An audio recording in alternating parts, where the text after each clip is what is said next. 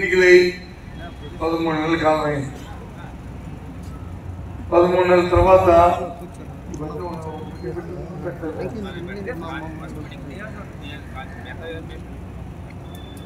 అప్పుడప్పుడు మనం వచ్చి మండలాల వారికి వస్తున్నప్పుడు కానీ లేదా ఏ కళకో కార్యాలకో లేదా చావు పుట్టుకో వెళ్ళినప్పుడు కానీ కలిసే పరిస్థితి. కానీ మరోసారి మనం నియోజకవర్గ స్థాయి సమావేశాన్ని ఏర్పాటు చేసుకున్నాం. మొత్తం మళ్ళీ పెద్దలందరూ కూడా వచ్చారు. ముఖాలన్నీ మళ్ళీ మనం ఒక్కొక్కరు కలుసుకొని విషయాలన్నీ కూడా మాట్లాడుకున్నాం. ఇప్పుడే చంద్రబాబు చిరసేను విషయం అని చెప్పారు. ఈ కార్యక్రమానికి అవసరమైనది.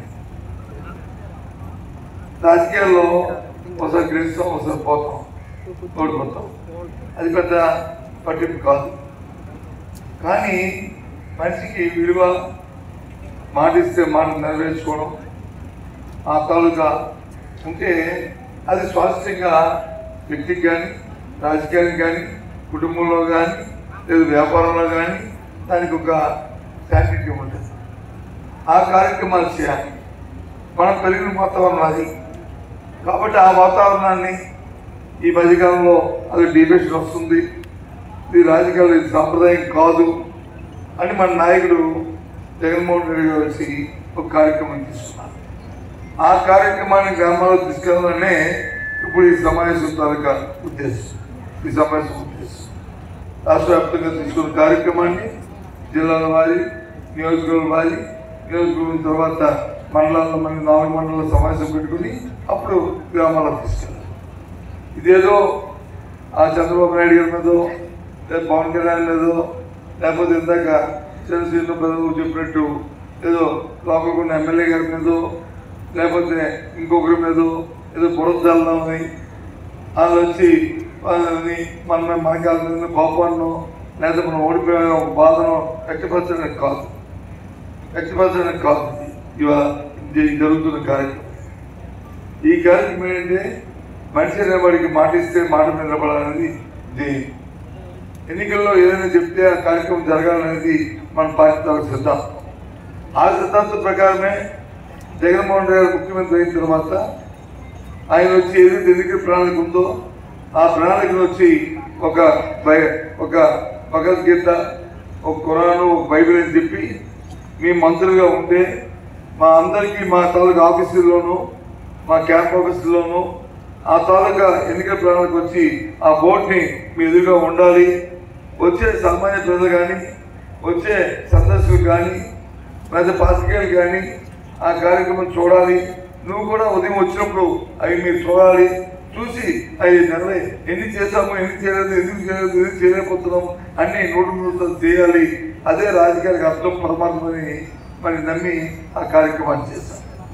అందుకే ఇవాళ ఆ నమ్మిన ఆ భగవద్గీతని ఇవాళ వచ్చి ఈ ఎన్నికల్లో 13 నెలల కింద ఏదైతే మాట ఇచ్చారో ఆ మాట నెరవేర్చలేదనే ఆ ప్రభుత్వాన్ని, ఈ నాయకత్వాన్ని మెడలొచ్చి ప్రజలకు వచ్చే కార్యక్రమం చేయాలనే ఇక్కడికి ఈ శపథాలకు ఉద్దేశం. అందుకే ఇక్కడ తప్పు పెట్టుకున్నాం. ఎందుకంటే ఎన్నికలు మనిషి ఆశ జీవి, మనిషికి ఆశ ఎక్కువ. ఏది ఇస్తామంటే ఓ అని ఒక చేయి కాస్తాడు, ఆలోచిస్తాడు, తిడతామంటే బాధపడతాడు, కొడతామంటే భయపడతాడు. ఆ మనిషి తాలూకా ఏదైతే ఉందో ఆ తాలూకు బలహీనతని, ఆ ఆశని చంద్రబాబు నాయుడు బాగా పసిగట్టాడు. ఇది బట్టి ఎప్పుడు ఎందుకు వచ్చింది ఇలాంటి మోసమే, ఇలాంటి మాయే, ఇలాంటి దగే చేసుకొస్తూ ఈ ప్రజల తాలూకా నమ్మకం మీద, ప్రజలకు ఉన్న ఆశ మీద ఆయన రాజకీయాలు చేస్తున్నాడు. చేసి అయిపోయిన తర్వాత మనం వచ్చి అనుకుంటాం. చూశారు ఈ మహిళలకు వచ్చి గత ఎన్నికల్లో ఏం చెప్పాడు, మీకు వచ్చి రుణమాఫీ చేసేస్తాడు, ఆఖరికి వచ్చి పసుపు అన్నాడు, కుంకుమ అన్నాడు, బొట్లు అన్నాడు, కాటుకు అన్నాడు, ఆఖరికి ఉసుగా కనిపించారు. తర్వాత ఆ కార్యక్రమం మళ్ళీ ఎన్నికలు వస్తే దాని తర్వాత ప్రతిరోజు చూపెట్టారు. రైతుకు వచ్చి రుణమాఫీ అన్నాడు, అది వచ్చి ఎక్కడా కూడా అది కారణం లేదు, అది చూపెట్టారు. ఇప్పుడు మళ్ళీ సేమ్ మళ్ళీ అదే కార్యక్రమాలు మనం చూపెట్టాడు. ఆశ మరి మనుషులు ఆశతో వచ్చి ఓటేశారు. సరే వేసి ఇవాళ మళ్ళీ దానికి వచ్చి తిరుగుతున్న పరిస్థితి. మరి ఇచ్చి ఇవాళ కాదు రేపిస్తాం, కొన్ని రెండు ఇస్తాం, కొన్ని అవతరాలు ఇస్తాం అంటే పర్వాలేదు. అది ఇచ్చేసామని చెప్పేస్తున్నారు. ఇంకా అబద్ధాలు, ఇంత అబద్ధాలు కోరిని ఎక్కడ చూడలే, ఇంత అబద్ధాలు కోరిని ఎక్కడ చూడలే, ఇంత మోసం చేసిన ఎక్కడ మనం చూడలే.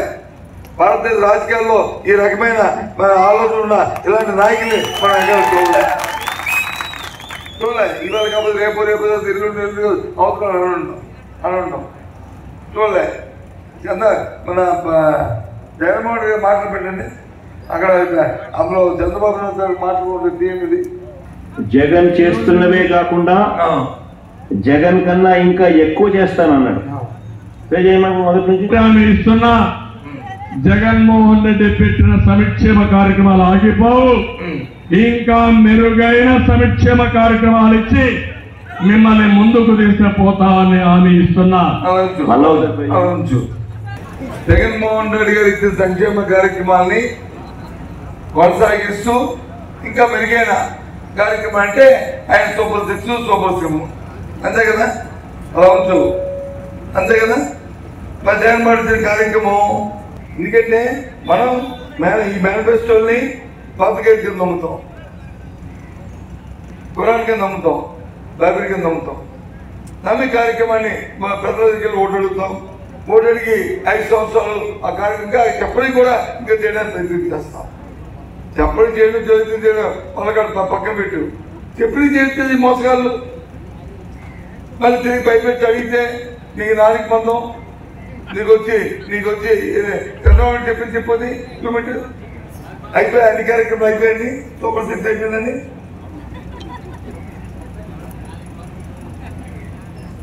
చంద్రబాబు చూడు, మన జగన్మోహన్ మాట్లాడుతూ సూపర్ 6 అయిపోయింది చెప్తాడు, మందం అని చెప్తాడు. చూడు అది ఇదే కార్తీక్ మోసం కాదా అని అడుగుతాను. అయితే ఏమంటావు, నేను ఇచ్చేసాను, సూపర్ 6 చేసేసాను, సూపర్ 7 చేసేసాను, ఇంకా ఎవడన్నా అడిగితే మీ నాలుక మందం అని చెప్పి బెదిరిస్తావు. సూపర్ 6 అయిపోయినాయి. ఎవరైనా సూపర్ 6 మాట్లాడితే అతనికి నాలుక మందం తప్ప ఇంకోటి కాదు. ఇప్పుడు మళ్ళా ఈ సంవత్సరం కూడా మళ్ళా ఇంకా ఫర్దర్గా డ్రామా పెంచుతూ మోసం చేస్తూ పెట్టి అబ్బో మందం మన నాలుగు మందం అంట అడిగితే తాడు చేస్తాడట. పక్క కూడా తీసేది, మళ్ళీ పాత కూడా పెట్టాడు. అదే ఇద్దరిది పెట్టు, దొంగల ఇద్దరిది పెట్టు, మోసగాళ్ళ ఇద్దరిది పెట్టు, మాయమని చెప్పి పెడితే అది మనకు అవుతుంది. ఏ రకంగా మాయ చేస్తున్నారు వీళ్ళు. ఇది చేసి మళ్ళీ వచ్చి చెప్తున్నారు ఏమంటే కొట్టేస్తాం, తిట్టేస్తాం, మక్కలు కొట్టేస్తాం. ఎవడు మక్కలు కొడతారండి, ఎవరు దాటి చేస్తారు? ఊర్లోకి వెళ్ళమని తెలుసు, ఎవరు దాటి ఎవరు చేస్తాడు, ఎవడు మక్కలు ఎవరు కొడతాడు, ఎవరు చేస్తాడు అది ప్రజలు చెప్తారు.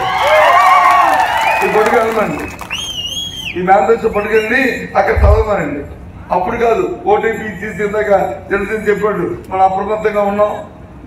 సరే ఇవన్నీ నమ్ముతారేంటి అనుకున్నాం మేము, కానీ మానవుడు అసలు కాన్సెప్ట్ మర్చిపోయాం. ఏది మానవుడు ఆశాజీవి, ఆశకొచ్చి కొద్దిగా పొరపాటు పడతాడు, తడబడతాడు అని కొద్దిగా అప్రమత్తమయ్యాం.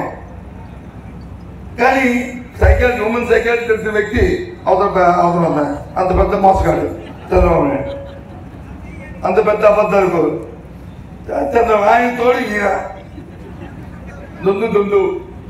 ఇప్పుడు వచ్చి ఏమైనా అడిగితే ప్రశ్నిస్తాను గొంతుకు ఇప్పుడు ఎక్కడన్నా తెలియదు, ఏమైపోయి తెలియదు. ఇప్పుడు ఏంటి, ఇప్పుడు ఆర్థిక పరిస్థితులు బాగోలేకపోయాయని ఆ రోజు వచ్చి ఎన్నికలప్పుడు ఏం చెప్పాము మనం, రాష్ట్రంలో ఉన్న పరిస్థితుల ప్రకారం ఎవరు ఎందుకంటే మేము లేము, ఇవన్నీ కొనసాగిస్తాం మేము, ఇంకా అవసరమైతే ఇంకొక 1000 రూపాయలని ఒక సంవత్సర కాలంలో పెంచుతాము, 4 సంవత్సరాల్లో మళ్ళీ అని చెప్పాము. లేదు నాకు సంపద సృష్టి తెలుసు, నేను వచ్చి చేస్తాను అని చెప్పాడు. ఎంత సుమారు 1,60,000 కోట్లు 1,60,000 కోట్లు 1,60,000 కోట్లు తెచ్చి ఎవరికి ఇచ్చాం? ఏం చేస్తావు? ఏ మొక్కసోళ్ళకి వెళ్ళిన డబ్బంతా కూడా ఎవరు తిన్నారు అంతా కూడా చెప్పంటే తిరిగి పైకి వచ్చి ఇంకా ఒప్పించడానికి వచ్చి అడ్డేస్తున్నారు ఇల్లు పెద్దలు. అది మీద రాజద్రోహం కేసు పెట్టేస్తారంట. ఎవరు మాట దాని మీద ఇప్పుడు నేను మాట్లాడుతున్నాను. పెట్టి రాజద్రోహం కేసు ఇవాళ రాష్ట్ర ప్రతిపక్ష నాయకుడిగా నేను ఇవాళ కోర్టు పేరు చెప్తున్నాను.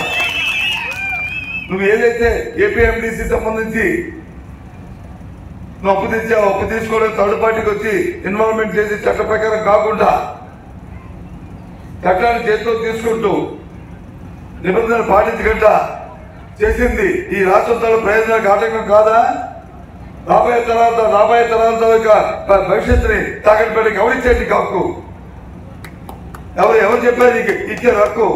అడుగుతున్నాను ఇవాళ చంద్రబాబు పెట్టు చూస్తావు రాత్రి వరకు ఎవరిమా పెడతావు. ఏంటి మాట ఇది? ఏమైనా అసలు ఆలోచన ఉందా? కొంతేనే ఒక ముఖ్యమంత్రి స్థానంలో ఉన్నప్పుడు ఎంత సమయం పాటించాలి.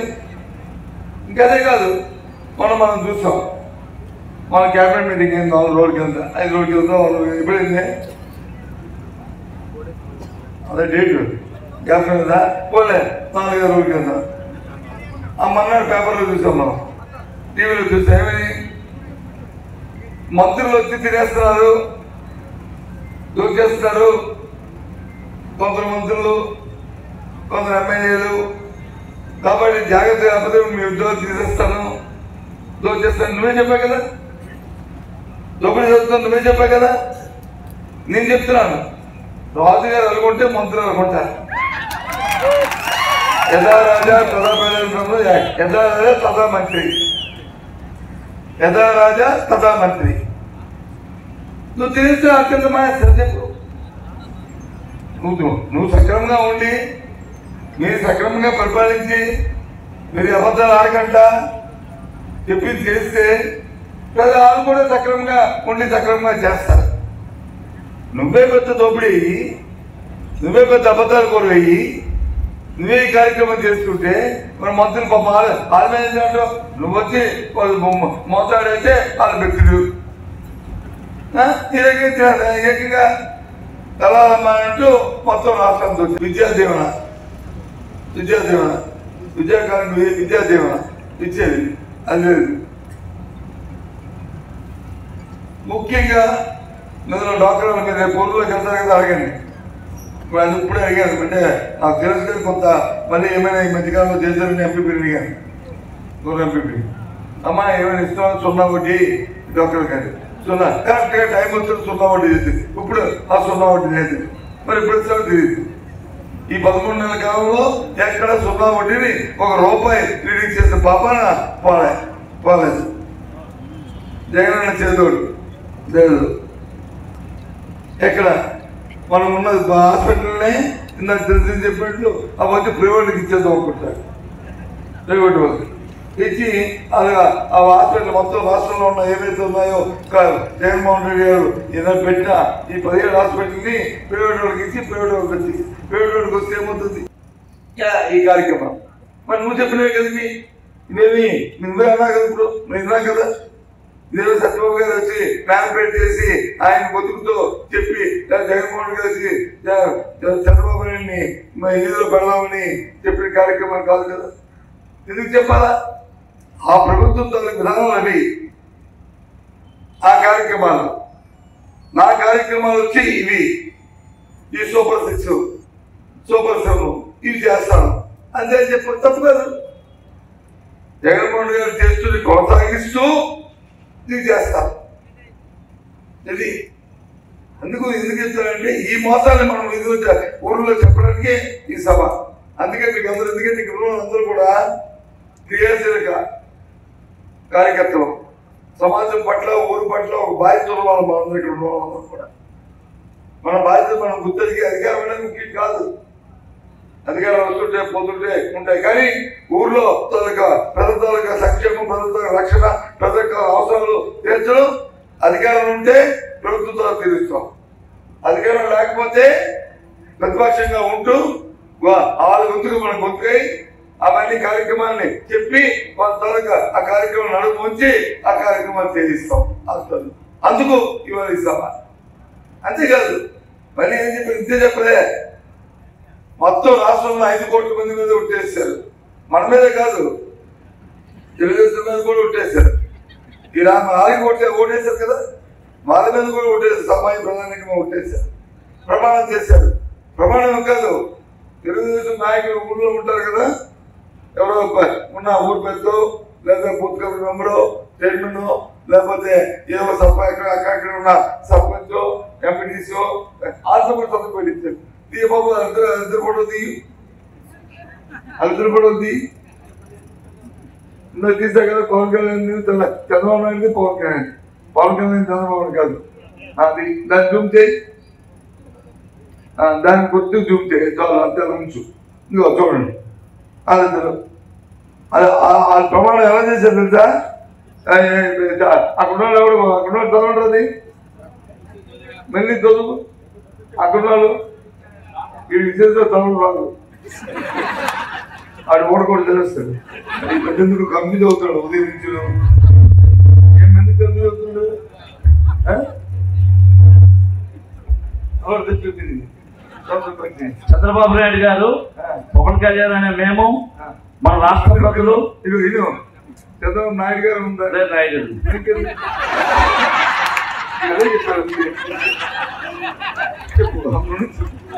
చంద్రబాబు నాయుడు, పవన్ కళ్యాణ్ అనే మేము, మన రాష్ట్ర ప్రజలు మా సమిష్ట నాయకత్వంపై ఉంచిన నమ్మకాన్ని నిలబెట్టుకుంటామని త్రికరణ శుద్ధితో అంటే మనస వాచ కర్మ ఆ కార్యక్రమం చేస్తామని చెప్పు ప్రమాణం చేస్తున్నాము. చేస్తున్నారు. ఎంతమందికి? 5 కోట్ల మందికి. మన మీదో దాని మీదో పక్కోడి మీదో పక్కింటి మీదో కాదు, మొత్తం రాష్ట్రం 5 కోట్ల మందికి. ఇంకా చెప్పు. 2024లో టీడీపీ జనసేనల సంయుక్త పార్టీ అధికారంలోకి సంయుక్త వచ్చాక మేమిద్దరము భవిష్యత్ గ్యారంటీలోని వాగ్దానాలను అమలు చేయడంతో పాటు మన రాష్ట్ర అభివృద్ధికి పురోగతికి సమన్వయంతో పరస్పర సహకారంతో సమిష్టిగా కృషి చేస్తామని ప్రతిజ్ఞ చేస్తున్నాము. ఉన్నాయి సంతకాలు ఉన్నాయి. నారా చంద్రబాబు నాయుడు, పవన్ కళ్యాణ్.